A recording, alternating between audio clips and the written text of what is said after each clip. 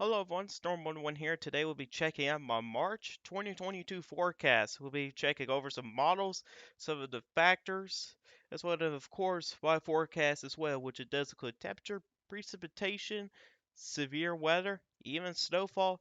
And we'll also check out the boat prediction or the overall forecast as well. Before we get started on this video, if you guys would like weather related content, you can subscribe to my channel. We do this stuff here all, well, not really all the time, but then again, we do all this monthly forecast here every month. So if you're interested in some of these monthly forecasts, definitely stay tuned for the next one later this month um, as well. Since we got that out of the way, let's really get started with sea surface temperatures. And there's definitely several things going on here. Of course, we got the La Nina, which has been getting weaker over time. We still got our negative PDO going on here. That negative PDO has been holding on for a long time now. It's been going on since December. Our negative PDO is still around. But one of the biggest things to notice is that we got very warm sea surface temperatures going on in the Gulf of Mexico, which, if we check out the sea surface temperatures over the last 7 days, it's been warming up very quickly here. Over the last 7 days, for some places, it's warmed up about 2 degrees Celsius. So the Gulf of Mexico is warming up fairly quickly. And that's likely going to continue throughout the week this week, as we're not really expecting any cold fronts or anything like that to go down there that far south, really over the next week or two as well. So if you do not want severe weather, this is not a good sign here if you got a warmer Gulf of Mexico, because that leads to a better moisture supply, and that could lead to better severe weather setups in the future as well. So that's definitely something to monitor, is that Gulf of Mexico warming up very quickly. Well, let's check out some of those teleconnections, and this is certainly going to be a big factor coming into March. Unfortunately, we cannot look through the entire month of March, but we can at least look for the first half. And you can see here, when it comes to the NAO from the Gfs Ensembles, you can see here it's generally staying at least slightly above normal. That'll favor some easter ridging here. It kind of keeps some of that colder air kind of right around the Greenland area. That's what a positive NAO does. When it comes to the AO, honestly, this is a lot of absurdity here, and really the Gfs Ensembles do not handle the AO very well. But there have been some indications that we could see a negative AO possibly as well, which could lead to some of that cold air kind of force it a little bit further south. So some of that cold air doesn't really stick around the Arctic Circle or anything like that. But I think the biggest factor is the PNA. We've been in this positive PNA really since mid-January for the most part. And we do have a strong agreement that we are going to go into a negative PNA. This is going to lead to a very active period of a lot of things for the eastern U.S. What this does, it leads to some troughing in the western U.S., even the parts of the central U.S. as well. And when you add into the positive NAO into the mix, that leads to an easter ridge as well. May not take over the entire eastern U.S., but it will at least cover the southeastern U.S. and maybe even the parts of the mid-Atlantic as well. So really, this is going to be a very favorable setup for active severe weather for parts of the eastern U.S. for the month of March. And then again, this only goes through the first half of March, so that's something to keep in mind as well. And here's the MJO, and you can see here the Gfs Ensembles. It's got a lot of absurdity here. You got some members that go into phase 1, 2, 3, 4, 5, literally at least half of them going into those phases. So it doesn't have a good agreement with this here, but it does have a slightly better agreement to at least going into phase 1, 2, 3, even 4, which if we check out some of those phases. So this is what phase 1 would look like. It's generally cooler in the eastern US with phase 1. Phase 2, it's even colder.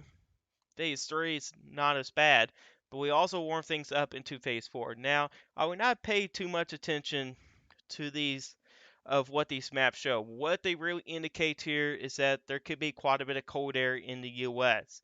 but it's likely not going to be in the same placement because remember, we have other factors coming into this as well. You got the La Nina, which can lead to some southeast ridging. You got the negative PNA. This is going to push all this cold air further west with a negative PNA. Plus, you have a positive NAO as well, which keeps that cold air further north. So, honestly, for at least for the southeast and the mid-Atlantic regions, it's likely going to be warmer than what this shows here. Likely going to see some slightly above normal temperatures. But regardless, what this indicates here is that there could be a lot of cold air somewhere in the U.S. and more than likely it's looking to be in the parts of the central and western U.S., especially with that negative PNA as well. If this were to be like a positive PNA, we'll still be in this cold and snowy pattern in the eastern U.S. But with that flip in the PNA, which seems pretty likely, it's going to trend warmer in the eastern U.S. as well. So basically, what the MGO is suggesting is that there's going to be a lot of cold air somewhere in the parts of the central and western U.S. as well, including with those other factors with the teleconnections as well. So let's check out some model guidance here. This is the Kansas model, the latest run here, updated last night. And you can see here, you got that negative, or sorry, positive PN or NAO. There we go. You got this positive NAO going on right around Greenland up there. That's going to keep some of that cold air further north. You also got this negative PNA going on here. But you also got this big ridge out here as well. If I'm correct, that's named a positive EPO or Eastern Pacific Oscillation. I believe that's positive with that ridge going on near Alaska. So your cold air is not going to go up to Alaska. With this PNA going to be flipping, all your cold air is going to sink in this area right in here. You also do notice at the same time, we do have a southeast ridge out here. You got a ridge of high pressure that covers a decent chunk of the eastern U.S. as well. This is a very favorable pattern for severe weather. It's a classic southeast ridge with a trough just to the northwest. This can lead to an active period of some severe weather. Not only just some severe weather, but across parts of the Central Plains and the Midwest, if you can get any big systems, you could see winter storms up in the parts of the Midwest and the Central Plains, or maybe in parts of the Northern Plains as well. So you do have some snowstorm opportunities as well, which some areas like South Dakota and Nebraska, those areas have experienced much of any snow this winter, or last winter, I should say. Technically, it's last winter, since we're at the end of meteorological winter. But anyway, them folks there haven't seen much of any snow over the last couple of months. So hopefully, with this pattern here, hopefully they can get some snow because they could definitely use some snow there with some of those drought issues going on up there as well. But generally speaking here, this is an active pattern here for any type of weather, severe weather, winter storms, and even flooding issues as well, which we'll check at precipitation in a moment. The CFS model is very similar to the Kansas model, not as strong with the cold air, which it does have that warm air bias that it has here. But regardless, there are plenty of similarities here. You got the negative PNA in the western U.S. You still got the positive NAO near Greenland. You got this positive EPO going on nearby Alaska. You still got the southeast ridge. So definitely plenty of similarities here. You also got that positive AO, if I'm correct, that is the positive AO, where you got some milder air around the Arctic Circle as well. So that's going to keep the cold air shifted a little bit further south in east as well. So you basically your active storm track will be something like this here. You have an active storm track like this. You got the warm sector down here. This will be an area to focus on for severe weather. The area that highlighted in blue as well. You got some systems that could become really wrapped up and may go a little bit deeper to the Midwest as well. That could lead to some severe weather setups a little bit further north as well. And here's the GFS Ensembles, and even that shows something pretty similar as well. As we go through days 9 through 13, or from March 8th to the 13th of March, you got that ridge over the Gulf of Alaska. You got plenty of troughing in the western U.S. that includes parts of the central U.S. as well. You got that positive NAO going on up here. And you also got the southeast ridge going on across the southeast as well. Then again, a pretty classic setup for an active severe weather period. You can see how it kind of continues here. And then you kind of notice here, things kind of flatten out. Kind of a little bit more zonal flow as well. And this is probably where uncertainty does increase. Of course, we're going into late March. So a lot of things can change in late March. But there have been some indications, especially at this time period right here, that we may go into a colder pattern in mid-March. So that'd be something to keep an eye on as well. So that can give more snow chances for parts of the Northeast and maybe even the parts of the Ohio Valley as well. So winter's not necessarily over yet for parts of the eastern U.S., as you do have some models indicating for that potential for maybe a colder pattern, which keep in mind, it could change. We may continue this pattern here for the third month. It's certainly possible. But what's also possible is that the colder air kind of moves a little bit deeper to the south here, and that kind of leads to a more wintry pattern as well for parts of the eastern U.S. I don't think the southeast won't see much of any wintry weather. You do notice here it does have some above normal anomalies out there, which indicates some ridging out there as well. But regardless, we could see maybe a slightly colder pattern getting into mid-March. But as we get into late March, things do warm up a little bit as well. But then again, uncertainties will certainly increase at that point as well. I think the Gfs Ensembles may have a slightly better handle with it as well, and even the European Ensembles as well. So going back this up here, let's check out temperatures. And honestly, I think some of these temperatures may be a little bit overdone here, but honestly, at the same time here, I think there's some accuracy here. I do agree with the southeastern U.S. Maybe a little overdone with the warmth here in the central U.S. I think it might be slightly cooler than normal. But you do see plenty of cold air across parts of the north and even parts of the western U.S. as well from the Kansas model.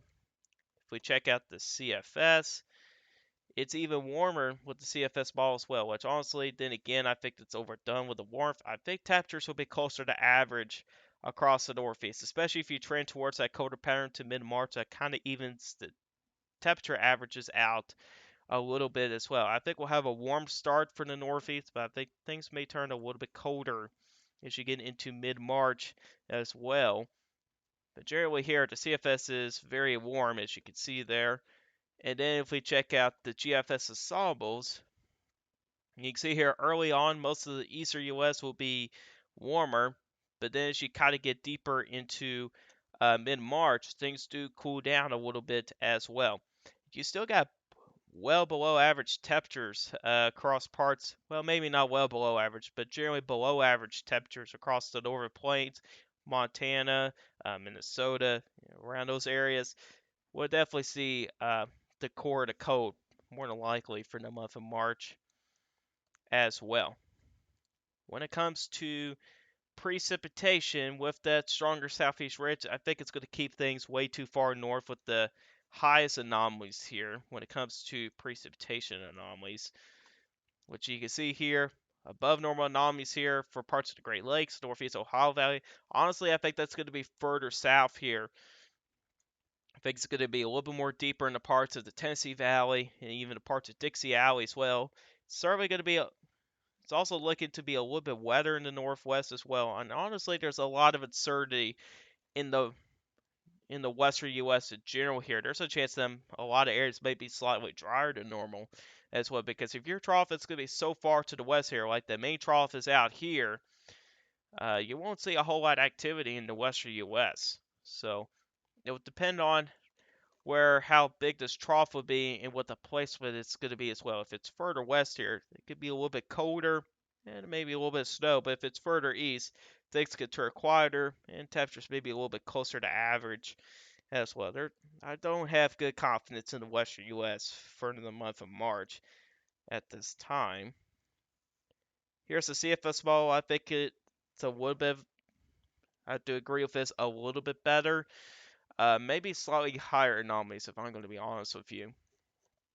And the reason why I think some of these precipitation anomalies are a little bit underdone is because even with a colder pattern here, I mean, the Gulf of Mexico is on a run to potentially well above normal sea surface temperatures. If that occurs, you get a really nice moisture content, and that could lead to well above normal precipitable water values, and that could lead to some very efficient rain uh, producers out there as well. Showers and thunderstorms could produce high rainfall rates. That's a better way to say it. Anyway, even with a colder pattern here, you can still see a stationary boundary here set up here. You could get multiple lows that go over some same areas because that southeast ridge is probably not going to go anywhere for most of March.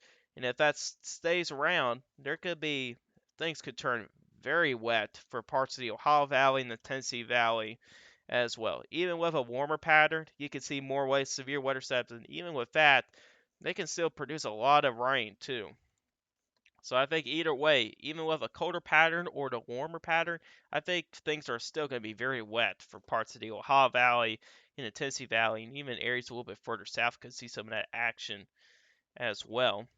If we check out the GFS ensembles, when it comes to precipitation, things are going to be pretty wet across the Northwest early on, but I do believe things are going to turn a little bit drier as you kind of get a little bit deeper into March here. Which you can see here, things do turn drier. But you also notice at the same time, parts of the Midwest, the Ohio Valley, Northeast, back down to parts of the Texarkana region, things do turn pretty wet, especially when you get into parts of Kentucky and Tennessee where you're starting to see those well above normal anomalies begin to show up a little bit in some of those areas as well. And you can see here how those anomalies really do continue for a good chunk of the month as well, even going through late March as well. Going for that colder pattern, you still got slightly above normal precipitation anomalies there. So there's a chance for like 2 or 3 weeks, basically 3/4 of March, things can stay pretty active for some areas of the parts of the Ohio Valley and parts of the Tennessee Valley, and that could even go up to parts of the Northeast as well. So it's definitely something we really got to keep an eye on with because a lot of this, with a setup like this, we could see some big time flooding problems with this as well, which is my biggest concern as well. Which this is the European ensembles here. This only goes out as far out as the morning of March 16th. This is the mean for rainfall anomalies. You can clearly see here where a lot of your activity is going to be, and it's going to be across parts of the Ohio Valley.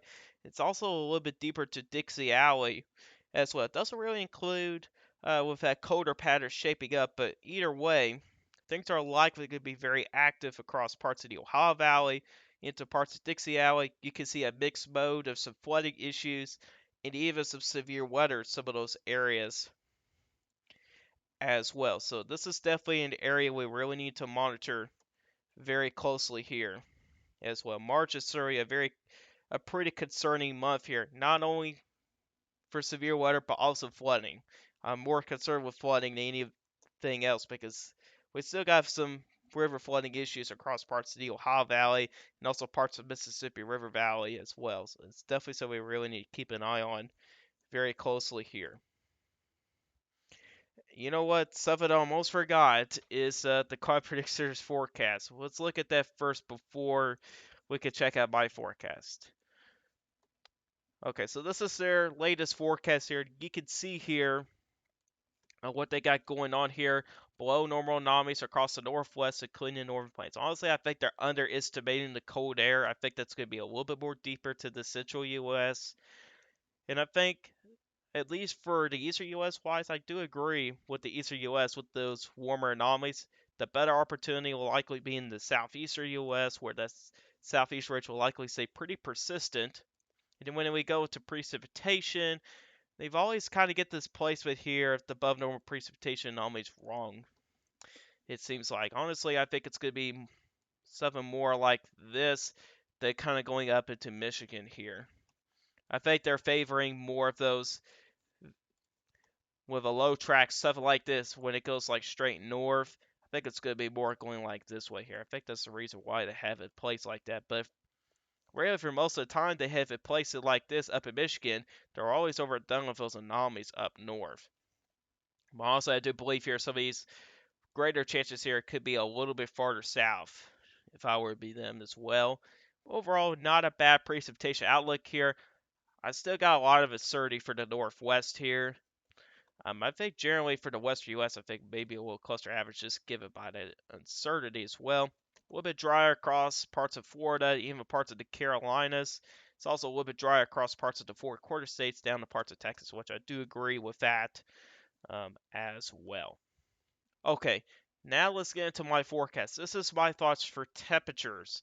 So I think the core of the code is going to be in parts of the upper Midwest into the northern plains, even for the high plains as well. So you got parts of Montana, Wyoming, Nebraska, the Dakotas, Minnesota, parts of Iowa, parts of Colorado, even the parts of Wisconsin and upper Michigan as well. Could likely see below average temperatures for the month of March, with slightly below average temperatures surrounding those areas, which includes a large portion of the western U.S. Not everybody, but a large portion of the western U.S. Pretty much includes all of the Rocky Mountains.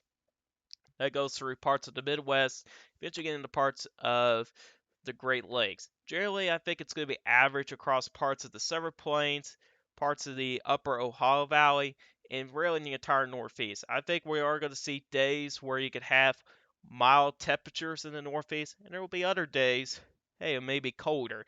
And I think all of that's going to even out to average temperatures. There's going to be a lot of ups and downs for the Northeast as well.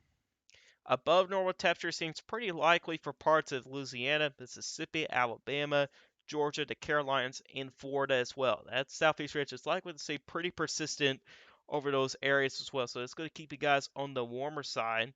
And then you got in the yellow, slightly above average temperatures, which goes from southeastern Texas, goes as far north as Kentucky, then goes through parts of the Central Appalachian Mountains into the mid-Atlantic as well. So really, just by looking at this image here, pretty classic setup here for an active severe weather month as well. Okay, here we go. When it comes to precipitation, now when it comes to the western U.S., I do have a lot of uncertainty for the western U.S. I think it's just safe just to put it as average at this point here. Then again, I just don't have a lot of confidence in the western U.S. at this time here. But where I do have better confidence with is the western U.S. But there is a slightly below average region for parts of Arizona, New Mexico, parts of the Southern Plains, and that goes up into parts of southeastern Colorado, southwestern Kansas. I think it's generally going to be slightly below average. Unfortunately, it's not going to help much with that drought that's going on over those areas, which we'll check out the drought monitor here in a little bit. So unfortunately, it doesn't help much with the drought issue that's going on across those areas. Then you got this large, slightly above average region, which includes most of the Midwest, the Great Lakes, the interior Northeast, and that goes all as far south as parts of Dixie Alley, as well as parts of the Texas-Arcana region and the Ozarks. Then you got this above average region. Let's go ahead and zoom in here. That arrow is definitely out of place. Let's do that again. There we go. Anyway, then you got this above average region, which includes parts of the northeastern Arkansas, southeastern Missouri, southern Illinois, central Indiana, most of Ohio. That goes as far northeast as western Pennsylvania. That includes most of West Virginia, and that goes as far south as northern Mississippi and northern Alabama. And then you got a well above average region. This includes most of Kentucky, far southern Indiana, far southern Ohio, parts of western West Virginia, and it also includes parts of Tennessee as well. Excuse me. Really, the only time that I put well above average on something, either if it's precipitation, snow, severe weather, really about anything, it's stuff that I have high confidence with. And when it comes to precipitation, I have pretty good confidence that precipitation is going to be well above average in these regions here. Even, like I said earlier in the video, even if it's a warmer pattern, you still got that strong severe storm threat. They could produce a lot of rain in a short period of time, which could lead to above average rainfall. And at the same time, with the colder pattern, if the southeast ridge is still strong enough, If that stationary boundary does set up, you can see multiple of these lows go over some same areas. You can see periods of showers and even thunderstorms as well. And that can also lead to above normal precipitation as well. So if there's going to be flooding problems, I will definitely have to watch areas in above normal region and especially the well above average region. I'm very concerned about the flooding for these areas in here as well. We're still above normal for rainfall as well. Even though we still got a dry stretch of weather still going on, the ground is still a little bit wet, even after a few days of it being pretty dry. At least we're going to continue to dry weather, but man, we do not need any rain at all. And tell you what, March is not looking good for those areas as well. So I'm very concerned about the Ohio Valley and the Tennessee Valley seeing flooding problems as well for the month of March.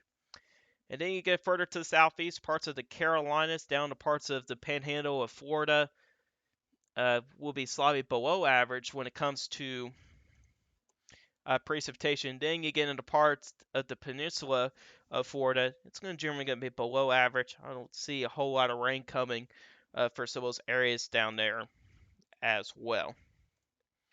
Okay, something that a lot of people is interested with, what is severe weather looking like? And honestly, I think some of the most active period for severe weather, even with a slightly colder pattern, some of these areas could still experience a little bit of severe weather. But regardless, with a warmer pattern here, if it stays pretty persistent here, I think areas in that red could experience most of the severe weather, which is unfortunately some of the same areas that was hit hard by severe weather back in December. Um, but let's go over some of these colors here in these zones. So areas in the light red um, for parts of Illinois, Indiana, Ohio, the eastern half of Kentucky, central Tennessee, northwestern Alabama, central Mississippi, northeastern Louisiana, most of Arkansas, in the eastern half of Missouri. I think we're going to be slightly above average when it comes to severe weather. Then again, goes based off an average. Just keep in mind of that. And then areas in that brighter red, southwestern Kentucky, the western half of Tennessee, northern Mississippi, far northwestern Alabama, southeastern Missouri, far southern Illinois, and even for northeastern Arkansas. I think that's where we're going to see above normal severe weather for the month of March here. But regardless here, anybody that lives in the slightly above average region and an above normal region should definitely keep an eye on that severe weather potential for the month of March. Now here locally or Kentucky, we haven't really experienced a very active spring in a long time. So this might be the end of the streak for us, but we'll see what happens here. But I do have pretty decent confidence with this here as well, with the placement of the site above average region. I understand that there is a risk of severe weather up in the parts of Iowa, but that's just still several days away. It could certainly change here. If it does become significant here, it could certainly verify as above normal, but we'll have to wait and see. I think it'd be safe just to put you guys average for the time being at this point. And then areas outside of it, I think it's just going to be average for the time being. I mean, and then you got areas in the light blue, slightly below average. Now, keep in mind, this doesn't necessarily mean that you won't see any severe weather if you're in the slightly below average region. It just means compared to average, you may not see as much severe weather compared to average. So even though you might be in the slightly below average region, you still have that opportunity for some severe weather. I just don't think it's going to be as active as compared to normal as well. So that's something to note as well. And one of the factors that comes to severe weather is the drought. Let's quickly talk about the drought here. So this is the current drought monitor. Well, this is issued back in February 24, which of course not a whole lot has changed since then. But anyway, you got a lot of drought issues across the plains here, and something that you guys may not know of is that drought issues can affect severe weather, and it brings in an elevated mix layer, and it can also bring capping as well. So where we do have a lot of drought issues, uh, we can still see a strong elevated mix layer in the upper levels of the atmosphere, but at the same time, you get a strong cap. What a cap is a a thin layer of warm air. Storms cannot form for that thin layer of warm air in the upper parts of the atmosphere. So you can't get any showers or storms to develop. And stronger the drought here, stronger the caps are going to be, and even for the elevated mixed layer as well. So areas further east of this drought here will be the areas I would focus on for the potential for severe weather. Like if you were in the lower Hollow Valley, you may not see much way of capping setups, but your drought's not too far away. Your drought's all the way in parts of Oklahoma, Texas, which may not sound to be far away, but even with that, your elevated mixed layer could still be further east here. So for parts of the lower Ohio Valley and the Tennessee Valley, you can still see an elevated mix layer in the upper levels, just given the fact that the area where the elevated mix layer comes from, or that dry air, is going to be further east than normal. Usually it's like somewhere in New Mexico, but with the drought here being so far to the east, that elevated mix layer and that capping stuff will be further east as well. And unfortunately for storm chasers, this is not looking good for storm chasers in the Southern Plains. But even with a drought still going on, back in the past year with previous severe weather events, the cap can erode overnight, which can lead to some severe weather as well. That's so I would not necessarily say there won't be any severe weather. The cap can still erode into overnight hours, but there may be some days where the cap may be so strong it may not erode much at all. You may not see much of anything. But that's one of the main reasons why that we got a slight above or slight below average region for parts of the Southern Plains as well. When it comes to snowfall, and not a whole lot going on here. Then again, I don't have good confidence in Western U.S., so I'm just going to put average there for the time being. Um, but when you get into parts of the Midwest, Central Plains, and the Great Lakes region, I can certainly see slightly above average snowfall. Even with that colder pattern setting up, there still could be a decent amount of snow in some of those areas out there as well. You do have that snowstorm threat as well. Some of these areas could see a couple of snowstorms throughout March as well. Either if it's a warmer pattern or a colder pattern, well, maybe not so much for a colder pattern. If it's a colder pattern, it'll be further south of that threat. But with that warmer pattern, which will be going through at least the first half of March, you can still see a couple snowstorms out of it as well. It'd be a favorable pattern for that. And then as you get into the northeast, I think it's generally going to be average. And we do have one area for solid below average snowfall, and I think that's going to be for parts of the Appalachian Mountains. I don't think we're going to see a whole lot of snow for the month of March. But these areas can still experience snow. It doesn't necessarily mean you won't see any snow. Even with that colder pattern, there may be that opportunity for some snow. But I think generally it's going to be slightly below average as well. All right, here's the overall forecast here. We'll go from west to east. For most of the western U.S., I think it's just generally going to be chilly here. Now, when it comes to the northwest, it's going to be wet at first, but I do think things are going to dry out up there as well. It's going to be unclear if the activity will come back. There's still a lot of uncertainty here for the western U.S., so I think for the time being, with the colder air going to be placed, which I do have a good agreement with, I think it's going to be chilly. It's also going to be pretty cold as well. And then as you get a little further south here, the desert southwest to the Southern Plains, unfortunately, the drought issues will likely continue in those areas as well. You guys can still see some rain down there, but it's not going to be enough to kill off that drought. So unfortunately, that drought's likely to continue for parts of the Southern Plains to the desert southwest as well. As you get further north in the parts of Montana, Wyoming, the Dakotas, northern Minnesota, that's where you're going to see the core of the cold. Things are going to be very cold up there for the month of March. That's where you likely could see a lot of that cold air compared to the U.S.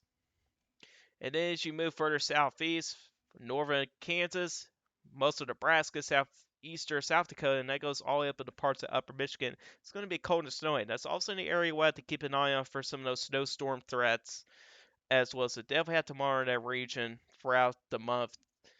It can certainly be very snowy up there as well. And then you get in these pink areas. Let's go and zoom in a little bit. So for areas in the pink area, so from eastern Kansas, northern Missouri, southeastern Iowa, northern Illinois, northern Indiana and Ohio, southern Wisconsin to the southern half of Michigan. It's going to be a battle zone. There could certainly be some setups where you could experience some sleet, freeze, and rain potentially, especially when you get in that colder pattern really starts to settle in.